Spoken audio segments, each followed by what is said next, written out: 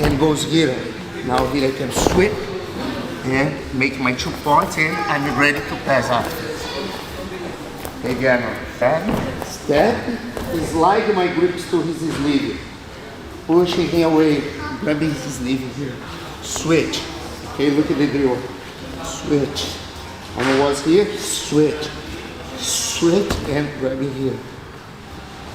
Again, I'm here, switch.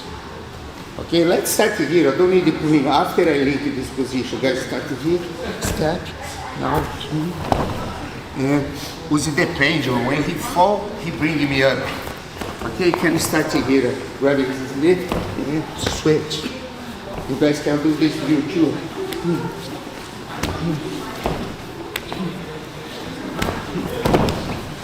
To step back up, right? So he's going there. Look how he keeps the sleeve. I'm already going down. He's because when he fall, he bring me up like a pendulum. Yeah. Try to take the moment. When the guy fall, he bring you up. 1, 2, 3. Now, one interesting concept that I like to think about, and it's really interesting, is that if I never let him get, like, in order for this person to get his posture back, he has to put his hands on my body, right? Because if I just keep pulling him here, he has to eventually put his hands on my body or here to get his posture back, right? So if he tries to get, remember, the most ideal grip he wants is which one? Is this double lapel pin like this, right? And what if I just come here and I'm just chilling like this, right? So he tries to go for a grip, right? I just pull it with my leg, goes for a grip, just pulling it with my legs, right? So now let's say he does get a grip, he does get his grips right. I'm gonna go for my cross over here, I'm gonna just pull him down right here. Now, this is a lot better than going to this position right here, right? Because as soon as I start to put my foot on, he's gonna start to posture up. And I don't have control over his shoulders the way I would like, okay? So instead what I do is I go for this cross grip that I was showing in the beginning of the class, okay? Now if he tries to posture up, way harder, okay? Now once I'm here, I just put my foot on the hip, I'm gonna angle out a little bit, and I'm just gonna throw my legs over and make a triangle. And just walk my legs like this. Now if he tries to posture up, now this is a lot better than trying to get, if you guys have worked arm bars, right? You guys have worked arm bars where we go here, we go like that. Getting an arm bar on that, like that is so hard. On like that one sweeping motion, it's so hard. But if I come here and I have this, and I just throw my legs over and I triangle my legs, now try to get your posture back. Arm bar, right? once you get this roll, right? I'm a roll. I don't want you to go like this, right? Because now he has my back. It's complete opposite of what we just like wanted to get into. Once I get this roll, I'm gonna stay here, and I like to try to grab the hip and scoop my butt up towards his shoulder and arm. Look how I never lose connection. Like I said, I don't want to be here and expose my back, right? So here, go, here.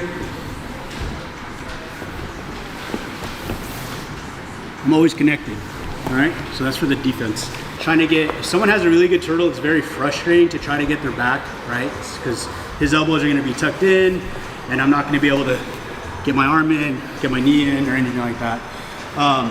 So one thing I like to do here is I like to grab, like I said, I'm gonna stay hip to hip with Professor Chris. What I like to do is I'm gonna start digging out the lapels on both sides. So it's gonna be two underhand grips under. So I'm gonna stand up, I'm just gonna lift, and then get my hooks in. Super easy to get in, and then I can start getting into the back control. So sometimes, you know, it's not gonna be as easy to lift them up, they're gonna be tight, but I just wanna make sure once I'm here, and almost like riding on like a horse. Now I have the back. And get your seatbelt and stay tight. Remember, if you can, I wanna stay as tight with my chin on my opponent's shoulder. What I wanna do is I'm gonna roll to my arm that's over, so the seatbelt arm, and I'm just gonna roll over my shoulder, right? Like he says, Professor Chris says, don't fall backwards because your feet are you'll end up breaking your foot. So roll to the choking arm, and that's normally when you want to be on that choking side, right? He wants me to roll. The same setup, I'm gonna go knee on belly, right? For some reason he pushes away. What I wanna do is we're gonna do a baseball bat choke, but it's gonna be a variation of the baseball bat choke. A lot of times people like to stay on one side of the baseball bat choke on the ear.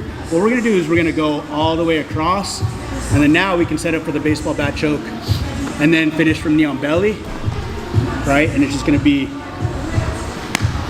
going through.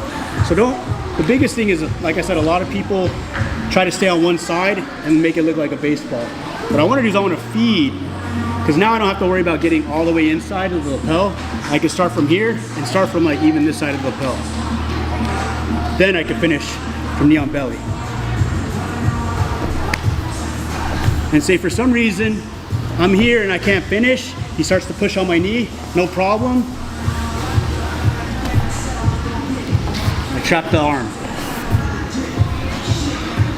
So this is gonna go past his neck. And I don't have to worry about digging all the way in and getting the baseball bat choke. I'm gonna go up and I'm gonna already get my grip from here. Finish here, pushes on the knee. All I'm gonna do is I'm gonna baseball slide my leg through. Go through.